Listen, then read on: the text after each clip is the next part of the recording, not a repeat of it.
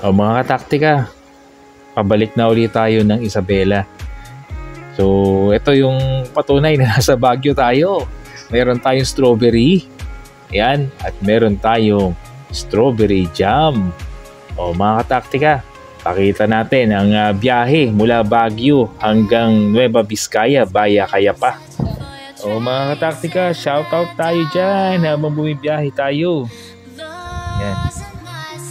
Shoutout tayo kila Katis Journey, Rose 082, Maria Pinay Germany, Swerte 7 TV. Dito mga kataktika, kung mapapansin nyo, talagang pag sinabing Baguio, madadaanan natin ang mga naglalakihang puno ng pino o pine tree. At ang nakakatuwa dito, ang ganda ng tanawin dito. Dumating tayo mga kataktika ay sa madaling araw kahapon. So kahapon yung ating work assignment dito. Kaya gabi nakapunta tayo ng Burnham Park. At ngayong umaga pabalik na tayo ng Isabela. So maganda dito mga kataktika, kahit gabi tayo o madaling araw tayo dumating dito at gabi na tayo nakaikot, hindi natin napuntahan ng Burnham Park ng maaga.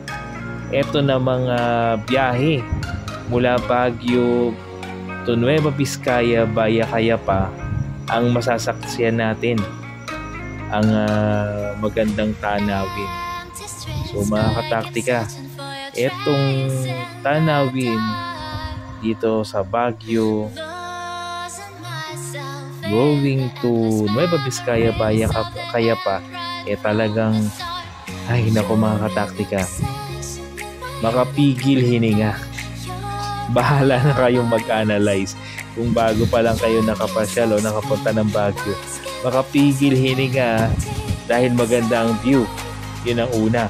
At makapigil hininga dahil sakitid ng dadaan ng karsada. At aside pa dyan, yung zigzag. So dito, yung malapit sa Baguio area, talagang makikita natin na marami pang mga bahayan dito, maraming establishment. Pero ingat-ingat talaga sa karsada dahil makikita natin na two-way ito. At kung mapansin nyo, yung ating dinadaanan na karsada, hard yellow yung karsada. So talagang reminder ito mga kataktika na as much as possible, hindi talaga po pwede na kumabig yung sasakyan mo sa kabilang side ng karsada. So yan, nakita nyo mga kataktika, yan yung view, ang ganda. Ang ganda ng view nung ating madadaanan, etong view ng kabundukan at yung ulap mga kataktika, napakaganda. So dito hindi pa ganun ka sikip yung karsada, mas masikip pa sa bandang unahan according dito sa ating kasama na nagda-drive.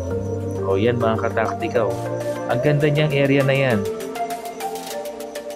Hindi lang ganong kita sa cellphone right side natin, pero may mga area dito na talagang ang ganda ng view. It's a combination talaga ng greens, yung mga puno, and blue, white, yung mga ulap naman mga kataktika.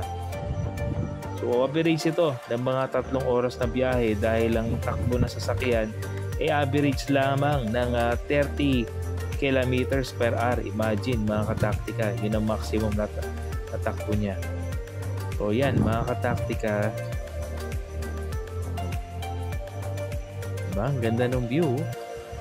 Yan sa right side natin, kitang-kita yung magandang view dito. Yan, bulubundok. Ang dumadaan tayo sa gilid talaga ng bundok.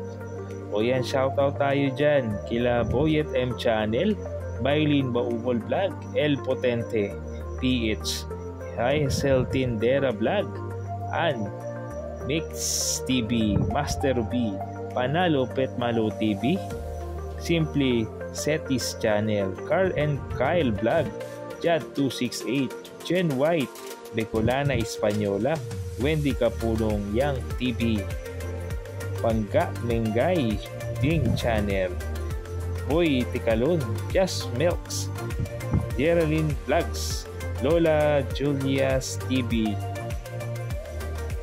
Descarting Solo Mom, Rody's Adventure, China Heart, JM Muli Vlog. Ito mga kataktika, ang portion na to, marami pang ano dito. Halos di pa tayo nakakalayo ng Baguio nito eh. So may mga establishment pa dito, maraming establishment at makita natin yung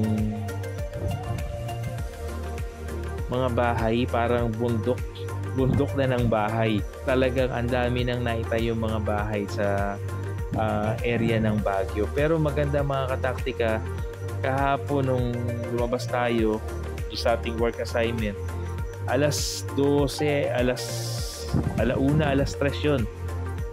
Mainit yung araw, pero malamig yung klima, and then kumukulimlim, tapos nag-uulap-ulap. Ganon yung klima sa Baguio. So talagang maganda yung klima dito. O yan mga kataktika, o tunghayan yung view na yan. Oh, ang ganda, di ba? Pero alam niyo mga kataktika, tama rin na nagkaroon ng establishment dito sa gilid ng kalsada. Kasi kung hindi ito nalagyan ng establishment, medyo nakakalula din yung daan mga kataktika. Dahil nga pababa, medyo mabangin siya. Huminto siya. Ito rin tayo. Kasi alalay lang talaga ang mga kataktika pagpapatakbo. Itong daan ng Baguio, sumasalamin sa kalagayan ng isang taong normal na tao. Bakit kanyo? Ganito yung pagsubok ng buhay ng tao mga kataktika eh. Gusto mo mang madaliin pero hindi mo pwedeng madaliin. Ayan, ang ganda ng view. Kita nyo? Yung mundo. So yun nga mga kataktika yung sinasabi ko sa inyo.